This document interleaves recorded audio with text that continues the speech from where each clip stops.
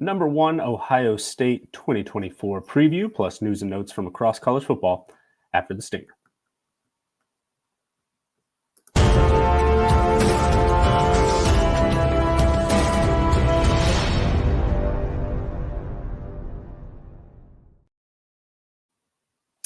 Hello and welcome to episode 51 of Good Morning College Football. I am Nicholas Ian Allen of CFB Winning Edge and CampusToCanton.com. Thank you so much for joining us today. As we mentioned last week when we finished up on Friday, with 50 episodes now behind us, we are switching gears just a little bit as we hit the month of June. It is full on preseason preview season, I suppose.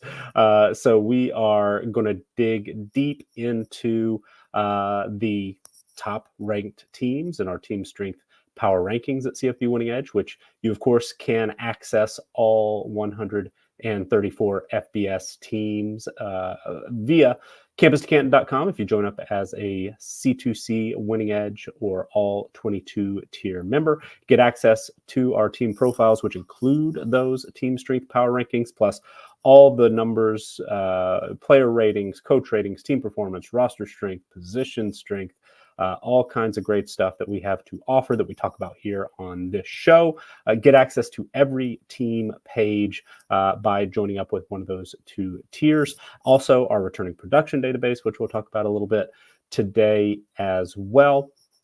But if you're just interested maybe in trying out CampusToCanton.com, you can join for as little as $2.99 per month.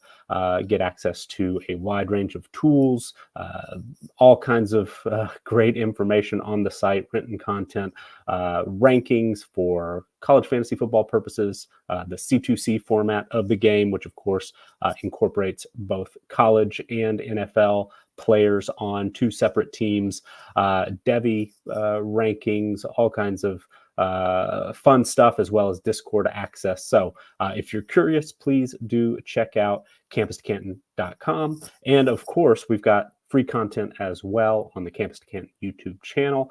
We very much appreciate if you would subscribe, like this video as well. And then, of course, the C2C podcast feed, which has all kinds, basically every day there's something new on the Campus to Canton podcast feed. Wide range of shows that cover, everything from CFF specific information, Debbie, C2C, the CFB Winning Edge podcast appears there as well when it's not too big for the file size, which we are fully into our conference previews. We've already previewed the MAC and Conference USA, as well as UMass and UConn in that second CUSA show. We'll be hitting the Mountain West Conference this week on the CFB Winning Edge podcast. So before we dig into Ohio State for the vast majority of our show, a few notes from across the country.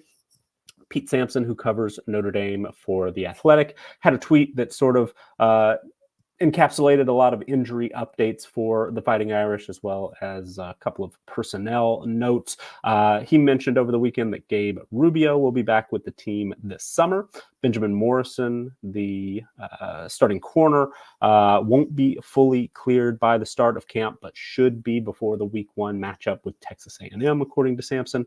Mitchell Evans, expected to be the top tight end for the Fighting Irish this year, who of course tore his ACL in October, is expected to be back in full for fall camp. Jabram Payne, who we mentioned on Friday, tore his ACL. That was confirmed to have happened in the spring game. And a former starting quarterback is headed back to South Bend. Tyler Buckner, who, of course, began his career with the Fighting Irish, transferred to Alabama last season, played sparingly, ended up making headlines for his decision to transfer back to Notre Dame, but to play lacrosse. Notre Dame wins the national championship this season with a couple of football players on the roster, Buckner being one of them. And he is actually going to play football again, walking on and expected to play wide receiver moving forward. So Notre Dame getting healthier, getting a little more depth in that wide receiver room potentially. Not sure what to expect of Buckner changing positions there, but thought for a little while earlier this spring that perhaps his football career was over. That appears not to be the case. He will be back on the field, or at least on the sidelines in South Bend this fall. At Kansas State, the Wildcats added a former all-conference corner from Rice University. Jordan Dunbar has committed to the Wildcats. Dunbar redshirted in 2023, but was an all-conference performer the previous season. He'll add a little bit of depth to that potentially underrated secondary. We previewed K-State a bit on Friday's show, went in depth about how our CFP Winning Edge power rankings are lower on K-State than a lot of very smart people, very smart, analytical projection systems. We're a bit of an outlier, but Jordan Dunbar adding some depth may potentially emerge as a major contributor in that K-State secondary. We'll have to see how that plays out. And then a note from Matt Zenitz of 247 Sports over the weekend. Reading here from his tweet, said things are currently up in the air with transfer defensive lineman Simeon Barrow and Miami. Barrow was highly sought after as a transfer from Michigan State. We had him projected as a starter for the Hurricanes in our team profiles. But sounds like perhaps Barrow, in a follow-up tweet, Zenit said, one of the top spring portal D linemen committed to Miami earlier this month. This was May 1st or May 31st, I should say. If and when Barrow and Miami part ways, Missouri seems to be a team to watch as a possibility for him. Zenit's reporting with Gaby Uriata of 247 Sports as well. So we'll keep an eye on that. We have in our team profiles just highlighted Barrow, since I haven't seen anything official just yet. Once we do see confirmation that Barrow won't be in Coral Gables this fall, we'll remove him from that Miami projected depth chart and team profile. But for now, he's highlighted in purple, which is our indication that status is unknown. So we haven't lowered Miami's ranking by losing one of those highly rated defensive linemen potentially. But as soon as we hear for sure that that's happening, we'll make that change. And then finally, last note here before we get to our full team preview for the number 1 rated Ohio State Buckeyes. Circa Sports released lines for week 0 and week 1 games over the weekend. And the Buckeyes are 50-point favorites against Akron in the season opener, which has been scheduled to air on CBS in the former SEC on CBS time slot, 3:30 Eastern. So a network TV audience will be on hand for what should be a huge blowout for our number 1 rated team, Ohio State, against the Akron Zips. By the way, and we'll touch on this a little bit later, we have Akron projected to cover that 50 points. Our current week 1 projection is Ohio State favored by 49.4 points. So just come up a little bit shy of that 50-point projection. But wanted to start with a note that I came across over the weekend. This was written up by Nick Costco of On3, but was following an appearance by Bruce Feldman of Fox Sports and The Athletic on The Herd with Colin Cowherd recently, where Feldman sat and said, quoting here from the interview, I hate to say it like this, but I feel like it's national championship or bust for them. He's talking about Ohio State, talking about Ryan Day. Continuing quote, people forget they came within a field goal of probably winning the national title, referring to when playing in the CFP semifinal game against Georgia a couple of years ago. I mean, they were up by double digits. CJ Stroud, played great and played like what he's doing in the NFL. And then Marvin Harrison Jr. gets knocked out of the game. Continuing on, he says, they would have beaten TCU. I think we would all agree on that. And he would have a national title. But he would have been coming off of, I don't know if that would have changed if there's pressure off them and they would have beat Michigan last year. And that's, of course, something that comes up all the time. A little bit of a losing streak now for Day in Ohio State against our rival Michigan, where that we expect likely to come to an end this season. But, of course, that's why they play the game. So another couple of interesting notes here before we dig into our numbers. There was an interview with Jack Sawyer, who is one of those defensive players who opted to not enter the NFL draft early, came back to Columbus, and is part of a unit that is maybe one of the best on paper, certainly that I've seen since beginning our CFP Winning Edge roster strength and team profiles, ratings, and databases starting in 2018. I mean, this unit is just kind of off the charts as far as the talent, and combine that with the experience of players like Sawyer coming back, who could have probably been, certainly drafted and likely, fairly early round picks. But Jack Sawyer told Bobby Carpenter during an appearance on the Bobby Carpenter Show. This was written up by Matt Gallatin of Buckeyes Now, talking about how, part of his new role on this team, and several other teammates who did come back could have left, among them Emeka Egbuka probably would have been fairly highly considered as an NFL draft pick as well. A couple of other potential draft picks came back on the defensive side of the ball. But quoting here from the piece, Sawyer says, now we are the old guys. We have to carry the water. We have to be the leaders in the locker room. We have to set the standard. We have to make sure we leave the program better than when we got here. When we were all talking about coming back, I remember talking to Trey and Emeka about how our leadership would have to be at a different level. We'd have to hold the team to a different standard. Continuing, he said, we have the best leadership since I've been here. You see people stepping into that mold now. You see Trey, Emeka, and Denzel being more vocal. Everybody across the board has stepped up and filled that role where we should be. Denzel Burke, maybe the highest projected draft pick on that defense. I am certainly not a draft expert, so I could be very wrong about that, but seems like he is maybe one of the more highly considered defensive backs in draft circles heading into this season, perhaps, and heading into his true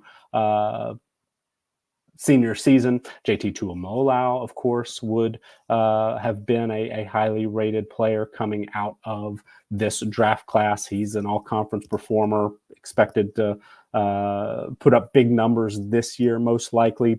Basically single-handedly won the game against Penn State a couple of years ago. We just sort of took over that game. So an incredible performance there, and Ohio State very fortunate to get all of those guys back who could have certainly moved on and probably wouldn't put them in this position as a team coming into this year. And of course, I've been saying they're our number one, but Ohio State is not considered right now the preseason favorite, according to Las Vegas oddsmakers. Circa, of course, who we reference often here, had an updated list of national championship futures. Ohio State was number 2 behind Georgia. But I know there's some other smart folks out there who are just as high on the Buckeyes as our numbers are. So very curious to see, of course, how Ohio State and Georgia kind of jockey for position there. But Georgia entered the offseason as sort of, considered the far and away favorite. And we'll talk about Georgia on Wednesday. They are the number 2 team in our power rankings. But Ohio State right now, the team to beat, how we calculate it, which we're going to dive into here in just a second. But there are a few questions, of course. Among them, will Ohio State be able to beat Michigan again? This year, maybe it's not as big a deal as far as, getting to the college football playoff, because last year's, where both teams were undefeated entering that regular season finale, was kind of like a playoff game in itself. Michigan wins, moves on, wins the Big Ten championship, and then gets a spot in that 4-team college football playoff. This year, the situation is, of course, different. Ohio State, absolutely, you would expect, if the situation was the same, both teams undefeated going into that game, would still be one, might have an opportunity still to play for the Big Ten title, depending on how things were to shake out record-wise, because, of course, the East and West is not the setup anymore. But in addition, more playoff spots available. So Ohio State certainly would have been in the playoff and still had an opportunity to make a run at a national championship. But nevertheless, that's a major question, and it's more important than just Big Ten title and national championship opportunities. Getting back in the win column against the Wolverines is certainly key for Ryan Day, for Ohio State, for the players and fans and that program as a whole. So that's an important question. But then on the offensive side of the ball, there are a couple of personnel questions. Will the offensive line be better? Last year's unit ranked 43rd in our CFP Winning Edge offensive line team performance ratings. So that's, of course, sort of under playing the roster strength, those position strength ratings where we talked about Ohio State is one of the most talented units in the country, number 10 in average 247 sports rating at the offensive line position. They're number 6th in our position strength ratings on the offensive line, but they haven't played like an elite unit in a couple of years now. So will that offensive line be better, help pave the way for the best running back room in the country? And then, of course, what is going to happen at the quarterback position? Will Howard, brought in from Kansas State after 4 years in Manhattan, expected to start, got off to a little bit of a slow start this spring. Devin Brown, absolutely making this a full competition. Devin Brown, unfortunately, injured during the Sugar Bowl last year, didn't get an opportunity to go out and enter the offseason in, with a ton of momentum and as the favorite. Ohio State was linked to multiple quarterbacks in the transfer portal after Kyle McCord moved on to Syracuse. But then also, the talent and the depth at that position certainly doesn't end with those top 2. But Will Howard expected to be the starter, but somebody at that quarterback position is likely to step up and guide this Ohio State team, I think, to play national championship level football. But did come across a couple of other interesting notes specifically about Howard. Just this morning, Clark Brooks, also known as SEC StatCat, I believe does some work for On3, but has his own site as well. Really digs into the numbers as well as film study and should say film study, where he charts just religiously, primarily against the best defenses for quarterbacks, and has put together an impact study where he released the first couple of parts before we went live here this morning. I think more is coming throughout the day, but did a quick search. Hey, where's Will Howard in this in-depth study that includes, I believe, the numbers 38 total quarterbacks who are going to be playing college football this season. There were 9 categories in part 1. Will Howard was only mentioned among the top, or actually didn't get a top 5 spot in any particular superlative category, but was an honorable mention as a, quote, downfield dimer. But then in part 2, Howard was ranked number 3 among what what Clark calls play action aces behind Carson Beck and Caden Salter. So haven't fully dug in there, but at the quarterback position, Will Howard, there's a lot of opportunities there for a lot of different categories where he could emerge as maybe one of the best at a particular style of play or a particular trait. And Howard's just not quite at that level. I mean, Beck and Salter are peppered throughout each category. Plenty of other, of course, quarterbacks as well. But I also took note of The Athletic and Nick Baumgartner last week explored the 2025 draft class. At the quarterback position, he pegged Howard as a day 3 and beyond pick and said, quoting here from the piece, after 4 years at Kansas State, the big and athletic Howard gets a massive opportunity to play for another Ferrari of a roster. Howard's accuracy was never consistent nor good enough at Kansas State, but he's a big arm passer with size and enough speed to be a credible run threat, a very interesting fit. So on that note, let's transition here to our full team preview. I'm going to take a look, going to share my screen here on our team profiles and our returning production database. This is our first fully in-depth team preview, so it might not be the smoothest, but stick with us, of course, and we'll make sure that we're operating at we'll get better each week, but hopefully start in a pretty good spot here as well. So let's see here. I'm going to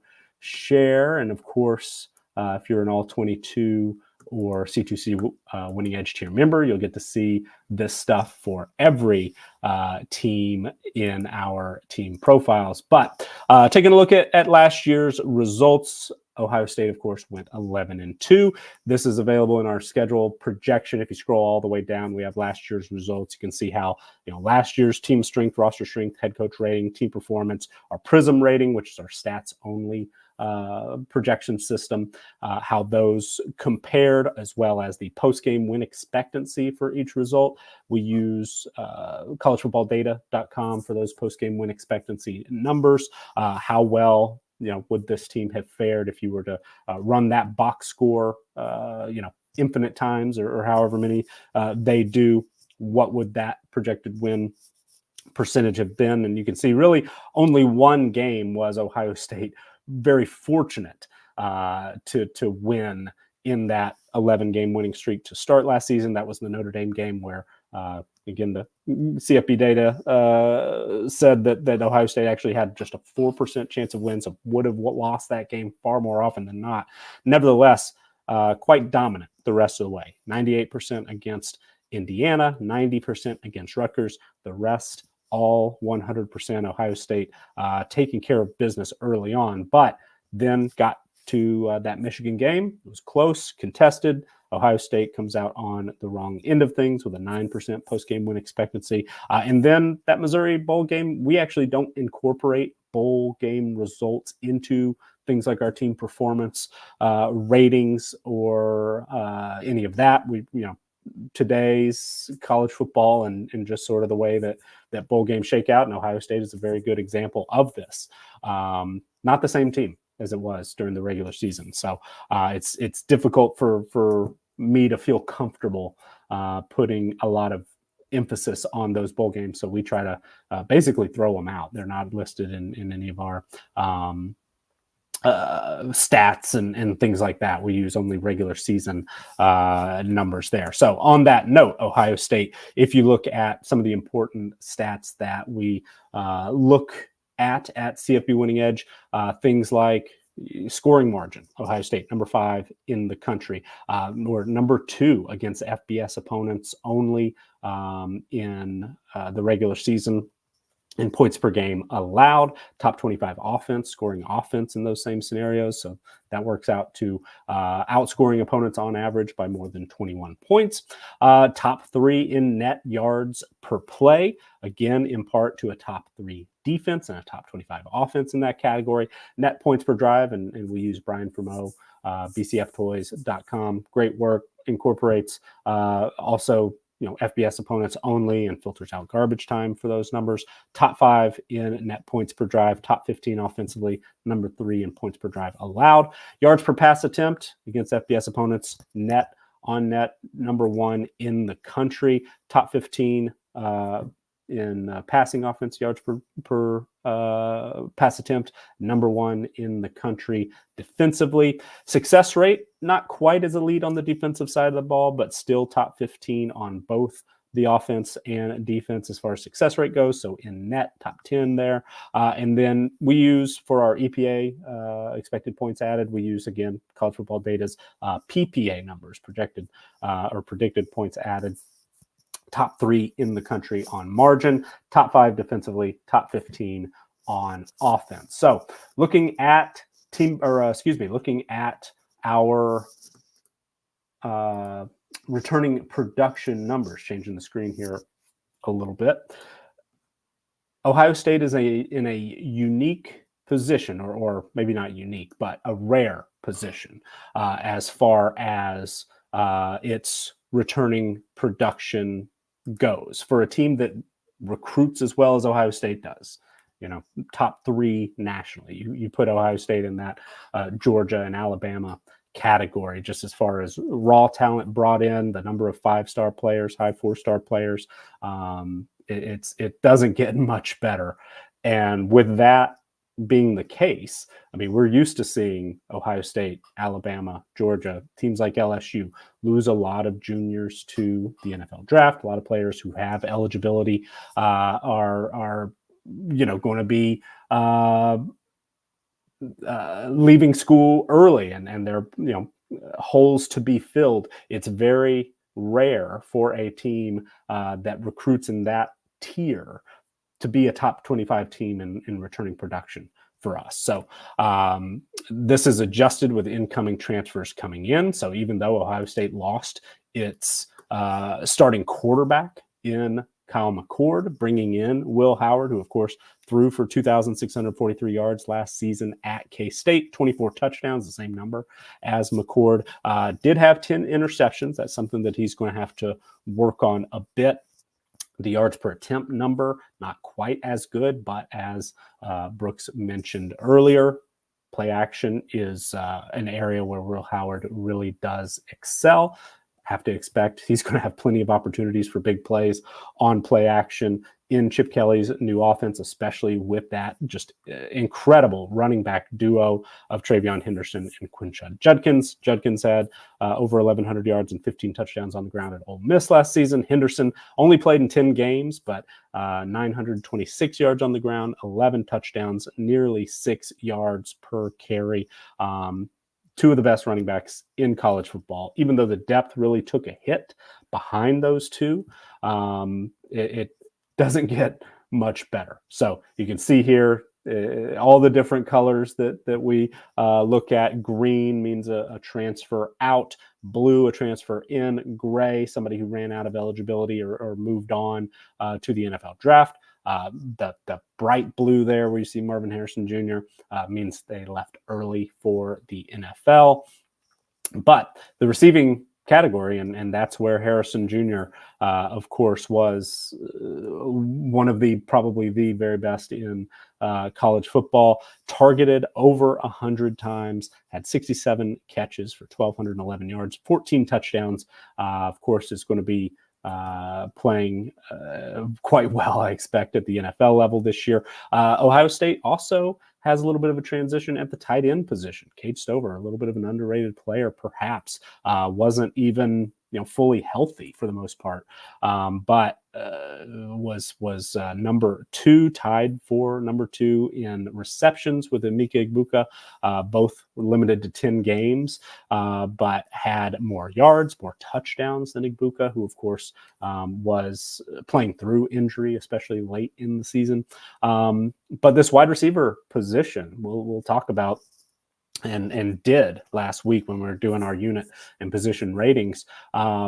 There's a little bit of a drop-off compared, talent-wise to what we've seen, where Ohio State the last 2+ years was just the best in college football from a pure talent standpoint. And then when we adjust for experience and production, that unit elite as good as it gets. This year, Igbuka is a top-rated player, one of the highest-rated players in our individual player ratings at the wide receiver position.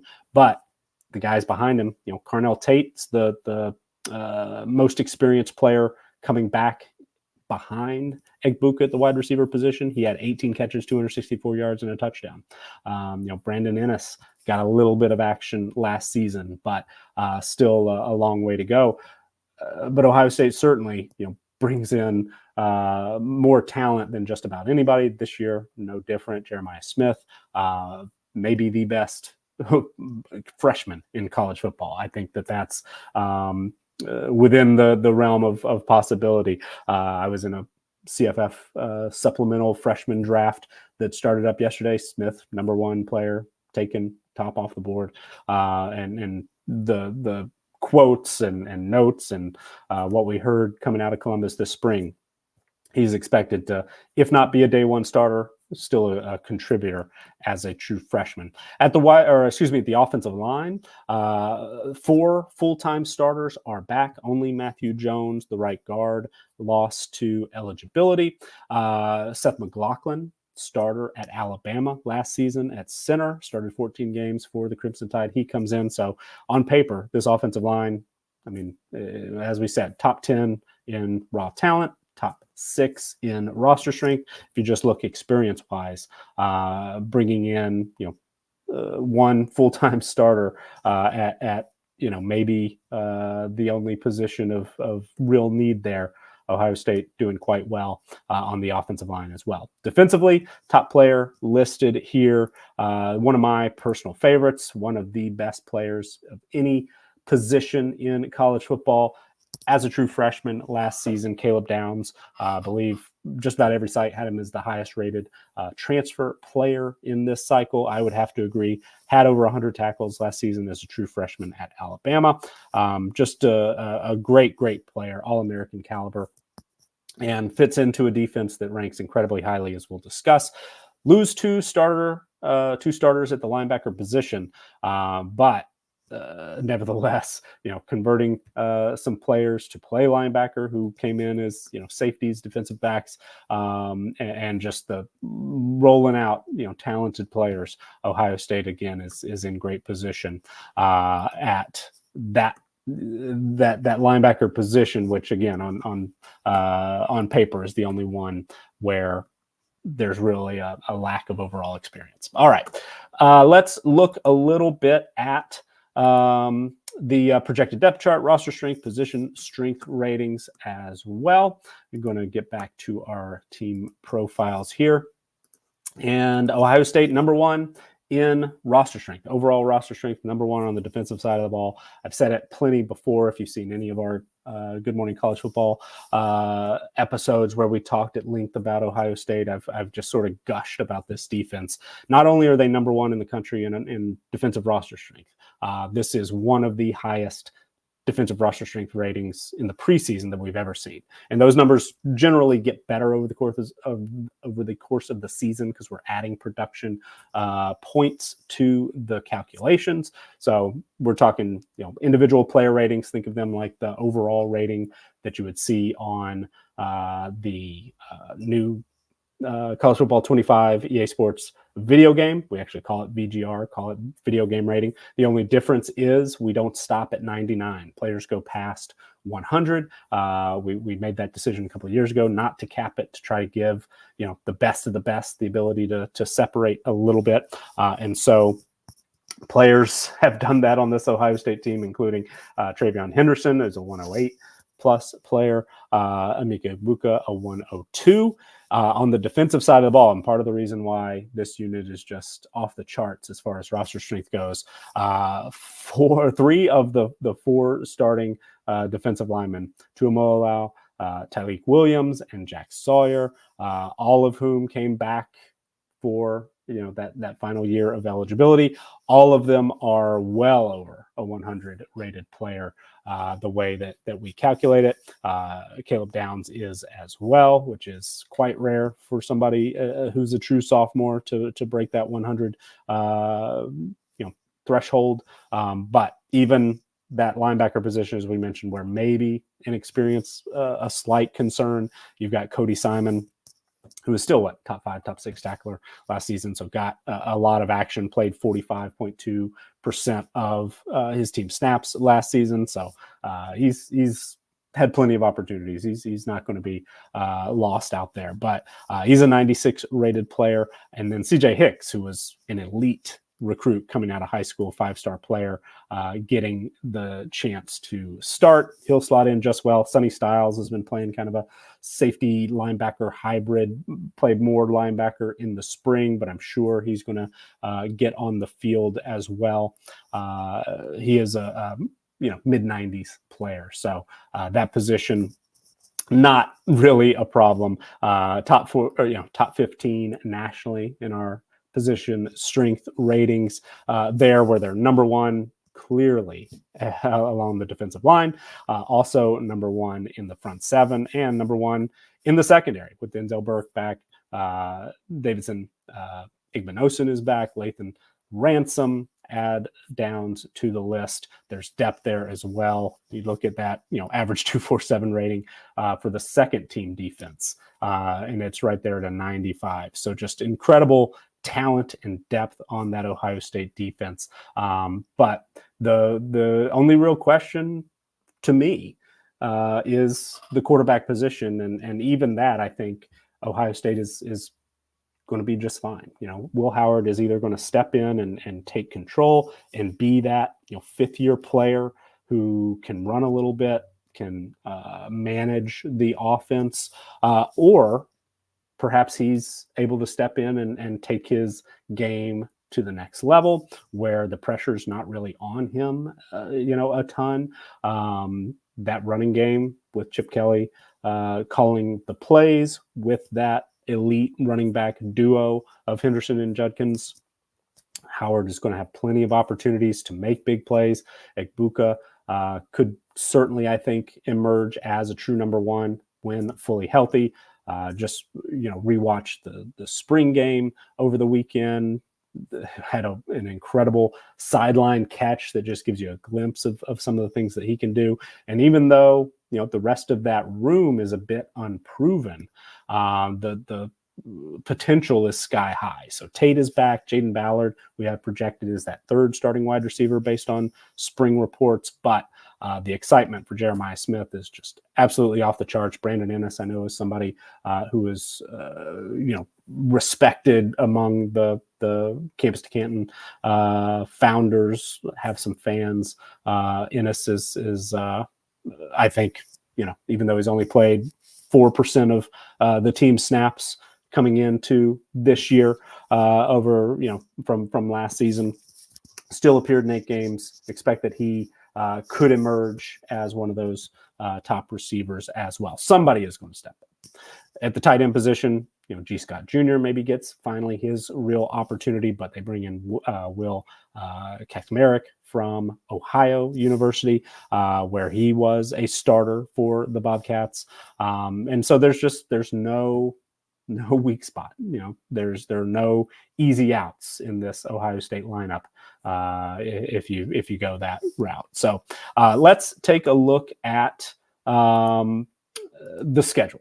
And that's where a lot of that's where all these numbers come together, I should say. I talk about roster strength. I talk about, raw talent, coach ratings, where you might have noticed we do have, and a lot of people will maybe scoff at this, non-Ohio State fans, maybe even some Ohio State fans. But Ryan Day ranks number 1 in our current head coach ratings because those head coach ratings are our team performance ratings, which use stats only, and they just go throughout a head coach's specific history. So Nick Saban was consistently number 1. We do a weighted average there of those team performance numbers, where the most recent season counts the most, and then each subsequent season counts a little bit less over that last 3 to 5 years, and then the rest of their history goes in and is weighted a bit lower. Day moved up. He was behind Saban, was behind Jim Harbaugh, but right now, right there neck and neck with Kirby Smart, and just about everybody probably would argue that Kirby Smart maybe is the best head coach in college football. Our numbers show it just slightly different, but not, I would suggest maybe not getting too caught up in that. But nevertheless, that shows that Ryan Day has just had a track record of consistent success at Ohio State. So that's a little bit of a factor. The team performance numbers, as I said, a factor. The roster strength is the biggest factor overall in our projections. We throw all that into the mix, put our team strength ratings together and compare them to each opponent, and it gives us projected point spreads for every game. We calculate our regular season win totals by counting up those win total projections in each game. And I'm going to tell you about a little bit of a different situation in Ohio State as an example of why we've done this, where we've actually adjusted or not adjusted, we've added a separate way of looking at these win total projections to give us maybe a little bit better chance on the extremes, because Ohio State, I think, is listed at 11.5. And our win total projection, you could probably see here, is 10.3 because there are some situations that Oregon game is a toss-up, right? 52% in that. So that gets counted as 0.52 wins.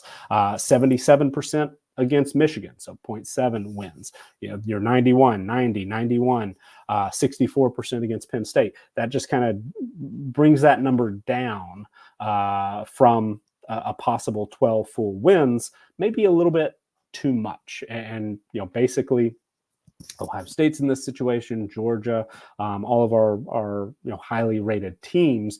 The way we do these win total projections, we're never going to get to an over 11 or 11.5. It just doesn't happen. Nevertheless, there's quite a chance for Ohio State to run the table and be undefeated in the regular season. So I wanted to adjust this just a little bit and give sort of a different way of looking at it. Also, it happens on the extreme low end of the spectrum as well. So the Kennesaw States, UMass, and teams that just consistently rank toward the very, very bottom, we're almost always over their 2.5 or 3 or whatever their win total projection is. So this year we're also taking a look at, okay, can we give a little bit of a bonus for a team for each game in which they are favored? And we're adding 10% of a win for each of those. So Ohio State, as you can see, is a projected favorite in every game, according to our game-by-game projected point spreads using our team strength ratings. So that adds 1.2 wins. We're still under 11.5. So if you were out there and trying to think of our official projection, certainly for CFP winning edge will be under 11.5. But even this sort of extra layer of looking at it, it's just incredibly difficult to get through any schedule undefeated. And they're tough matchups. That trip to Eugene to play Oregon is key. We'll be talking about Oregon this week. They're our number 3 team in our team strength power rankings. Nevertheless, we do have Ohio State as a slight favorite. Mention the game against Penn State. Mention the game against Michigan. Those are losable games. Even though we have Ohio State favored, it would not be a shock at all to see the Buckeyes perhaps, just not be the best team on one particular day, even if they are, according to our numbers, the best team in college football at this point in the season. So if you want to take that extra layer into account for our win total projection, we would bump that up to 10.49, but nevertheless still under the 11.5. But if we look at week by week, how does it set up? There's not really anything funky in this schedule for Ohio State. No short weeks, no weird Friday night trips. There are just 4 away games. So, the entire non-conference slate, Akron, Western Michigan, and Marshall are all at home. No FCS opponents, but no major areas of concern. We expect Ohio State, 100% projected win percentage in each of those games. Have Ohio State favored by more than 40 in all three of those games. But then the only road games, true road games on the schedule, at Michigan State on September 28th, at Oregon. That's the key one. That's maybe the most losable game right now on the schedule, where Ohio State is about a 0.5-point favorite. They do get a week off before playing Nebraska at home. Do go to Happy Valley and play Penn State. That's, maybe I'm discounting that as a really, really difficult matchup and place to play. But at Oregon, at Penn State are key, and then at Northwestern, which is, if I understand correctly, at Wrigley Field. So all Northwestern games this year are going to be in a different location. They have a pretty interesting new setup. I'm sure you've seen the photos right there on Lake Michigan for Northwestern, sort of a temporary setup, but Ohio State going to Wrigley Field to play the Wildcats this season. But of course, Michigan at home at the end of the year, 8 home games in the Horseshoe for the Buckeyes. Couple of tricky spots, but even if they were to lose at Oregon and at Penn State, which I think probably splitting those may be the most likely outcome. But even if they were to lose both of those games, a 10-2 Ohio State team probably going to make its way to the college football playoff. And at that point, quarterback positions, I'm sure, will have been answered. Maybe it's Will Howard. Maybe, Devin Brown ends up somehow wrestling this job away. Maybe it's a true freshman in Julian Sand, who is one of the top recruits in college football, originally signed with Alabama, left and joined the Buckeyes and was impressive this spring. But this unit, just as a whole, I think there's enough talent, enough depth that somebody is going to emerge. Either it's going to be Howard, who holds off the rest of the crew as sort of the, he was brought in for a reason, right? Or Devin Brown, who just maybe finally stays healthy and is able to capitalize on the opportunity. Maybe, Julian Sands' just talent is just too much to keep on the sidelines. Whatever the case, if Ohio State is 12-0, 11-1, 10-2, I think they're going to be in that college football, playoff. And by that time, things will likely have shaken out at the quarterback position well enough that they're going to be a very, very dangerous team with an opportunity to go all the way, win it all. So Ohio State, again, the way we calculate it, based on roster strength, based on our head coach rating, based on finishing number 4 in overall team performance last season, top 20 in overall offensive team performance, top 5 in defensive team performance. We see Ohio State as the best team on paper in our CFP Winning Edge team profiles heading into the 2024 season. So thank you for joining us today. It looks like, we're finishing a little bit earlier than usual. Maybe in the future, we'll have a little more news to get to before we dig into our full in-depth team previews. This is a new format, so we're kind of figuring it out a little bit. Hopefully I'll get a little bit better at driving the graphics here and giving you a sneak peek at our team profiles and our returning production database. But if you just can't wait for Wednesday and our number 2 Georgia preview, or Friday for our number 3 Oregon preview, or, if you're on the other side of that week 1 50-point spread and want to take a deep dive into Akron's numbers and player ratings, all 134 FBS teams are available in our team profiles and our returning production database at campustancanton.com to our all 22 and C2C Winning Edge members. You can also join the site for as little as $2.99 per month and get access to a ton of written content, tools, rankings, all kinds of great stuff. And then, of course, the Campus to Canton YouTube channel, where if you're joining us live, please do go there and like this video,